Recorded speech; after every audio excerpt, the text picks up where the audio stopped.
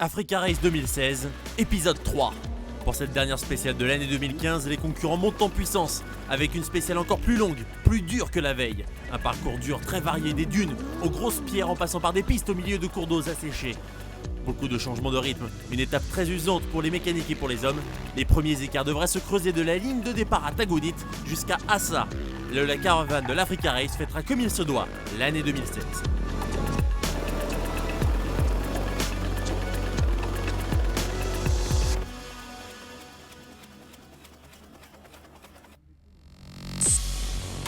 Et voici la carte du jour. Pas vraiment le temps de se réveiller, à peine 15 km de liaison avant le départ du chrono, 451 km de spécial direction le sud-ouest du Maroc et une arrivée dans un oasis à la lisière du Sahara.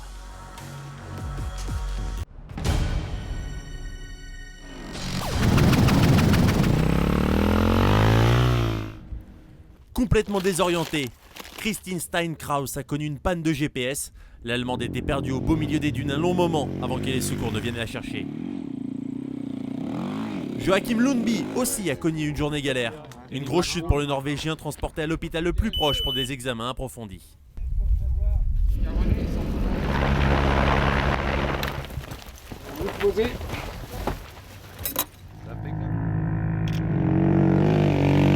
Moins de difficultés pour le Français Stéphane Amar. 7ème position pour lui sur sa Husqvarna.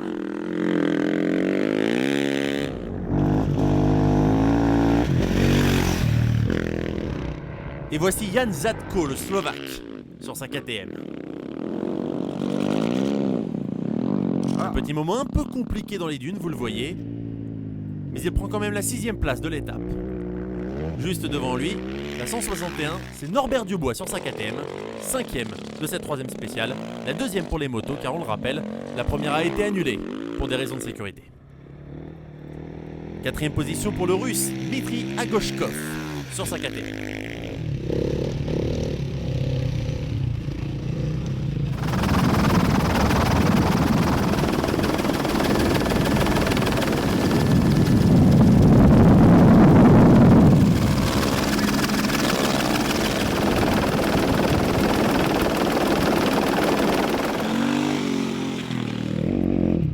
Vous l'avez vu, un moment un petit peu difficile pour le Russe, mais il termine quand même 4ème, juste derrière Andrew Newland, que vous le voyez ici, le numéro 118.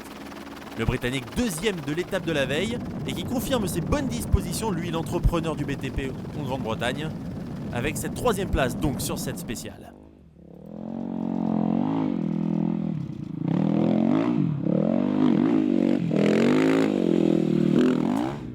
Juste devant lui, la bonne surprise du jour, la motarde russe Anastasia Nifontova sur sa Husqvarna.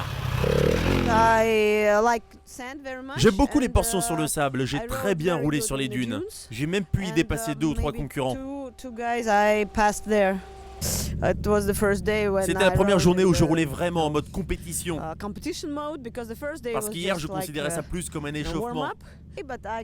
J'ai quand même chuté, mais heureusement tout va bien, sauf ma casque.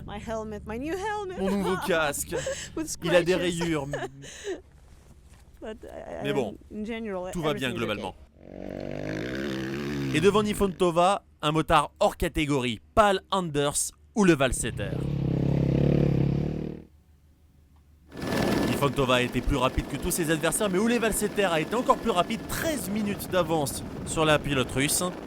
Après les 24 de la veille sur son adversaire direct, cela fait désormais une avance de près d'1 heure au classement général pour le vétéran norvégien.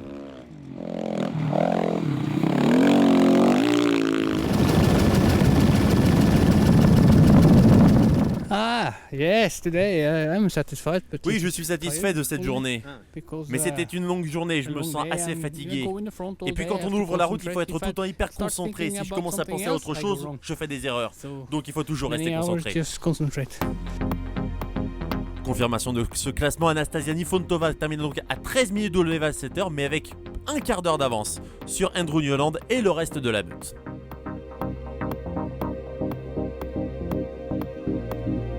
Et au classement général, Palander sous l'Evalsetter est vraiment hors catégorie, 52 minutes 36 d'avance sur Newland.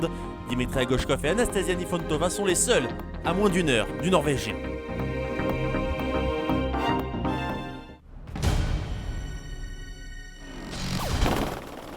Au milieu de cette étape marathon, tout le monde ne tient pas la distance.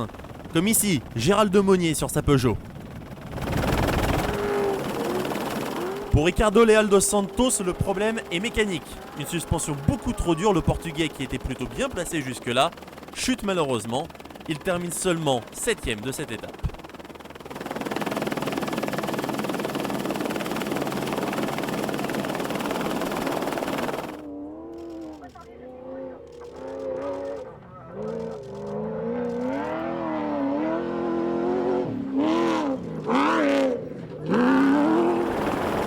Étape éprouvante également pour le vainqueur de la veille, Mathieu Serradori. Cette fois-ci, son buggy termine quand même à la 5ème place, en 5h29.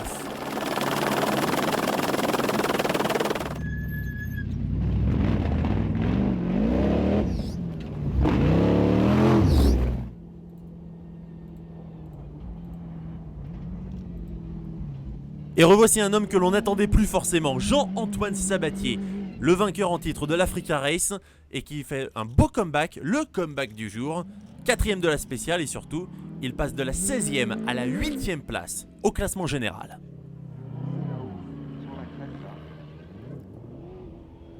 Devant ce 31 décembre, ce sont les Kazakhs qui ont fait la loi. Ici, vous voyez la Toyota de Kanat Shagirov.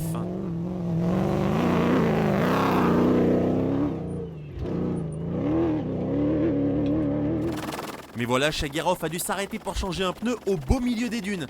Dommage pour lui car il était très bien parti, mais il termine quand même 3ème de cette spéciale et le voici 4ème du général.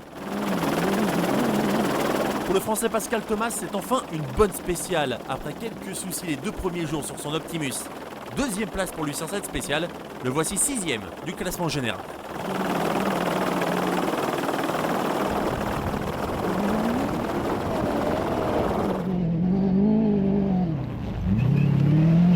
C'était bien, on nous avait dit au briefing que ça serait une étape très dure et en fait elle n'était pas si dure que ça, je pense qu'hier était beaucoup plus dur. Si on passait les dunes, après c'était aussi très roulant, très rapide, on a mis très peu de temps, quoi. Et on l'a dit, les Kazakhs ont dominé cette journée. Et au second plan, vous le voyez ici au premier désormais, Yuri Sazonov et son Hummer ont franchi les dunes sans aucun problème. Ils suivent leur plan, attaquer tout le temps, tactique payante aujourd'hui. 3 minutes d'avance pour lui sur la concurrence.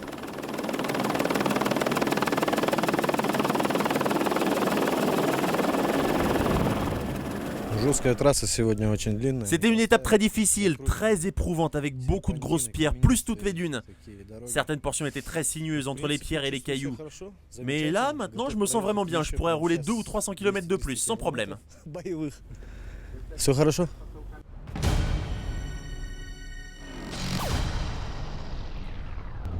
Et voici les monstres des sables.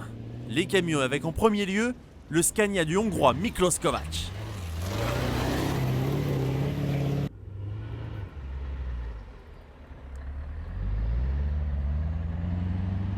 Kovács fait parler sa maîtrise et termine 5ème des 7 camions sur cette spéciale. Juste devant lui, la femme camionneuse de cette course, Elisabeth Jacinto, la pilote portugaise, ancienne motarde, désormais reconvertie dans le camion, est 4ème de cette spéciale.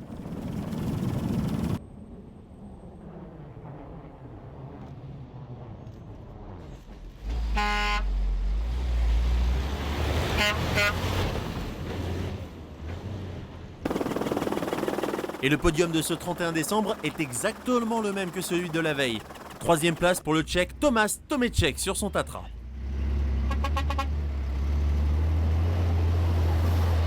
Pas de problème pour le caméraman, malgré le coup de klaxon, Tomacic passe les dunes sans problème. Il est encore une fois le meilleur pilote parmi tous les autres, car devant, il y a le Team Kamaz.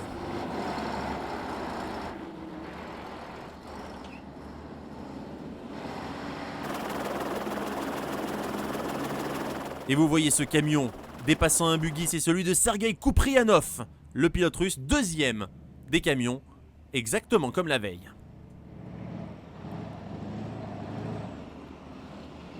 Pas besoin des traces, il se faufile comme il veut au milieu des dunes du Sahara.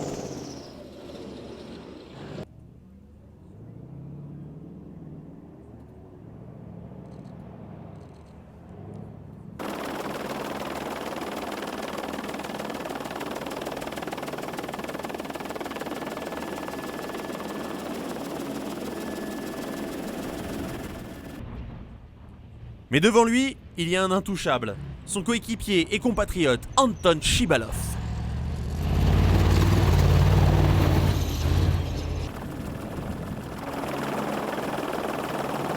Nouvelle victoire d'étape pour le tenant du titre, près de 7 minutes d'avance sur Kuprianov. Il signe le 4e temps scratch en cumulant le classement des autos et des camions.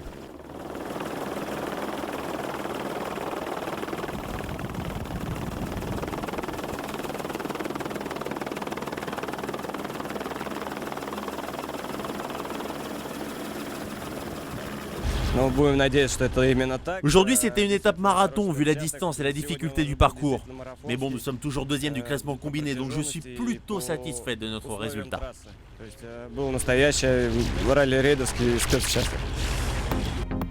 Confirmation de ce classement combiné auto et camion avec la victoire donc de Yuri Sazonov devant le français Pascal Thomas et son compatriote Kanat Chagirov.